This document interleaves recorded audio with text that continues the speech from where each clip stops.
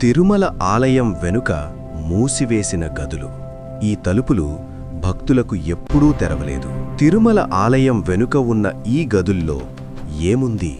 శ్రీ వెంకటేశ్వర స్వామి ఆలయంలో గర్భగుడి వెనుక భాగంలో కొన్ని గదులు ఉన్నాయి. అక్కడికి ప్రవేశం కొద్దిమంది అర్చకులకే పరిమితం. కొంతమంది చెబుతారు అక్కడ ప్రాచీన తాళపత్ర గ్రంథాలున్నాయట, దేవతలకు సంబంధించిన రహస్య యంత్రాలున్నాయట, స్వామివారి దైవశక్తి నిల్వ చేసే స్థలమంటారు.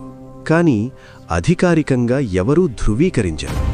ఈ గదులు ఎప్పుడైనా పూర్తిగా తెరిస్తే దైవశక్తి అసమతుల్యమవుతుందా అనే నమ్మకం ఇప్పటికీ ఉంది. అందుకే ఆ తలుపులు ఇప్పటికీ మూసే ఉన్నాయి.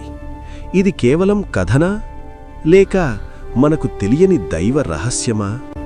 మీ అభిప్రాయమేమిటి? ఈ గదులు తెరవాలా వద్దా? కామెంట్ చేయండి.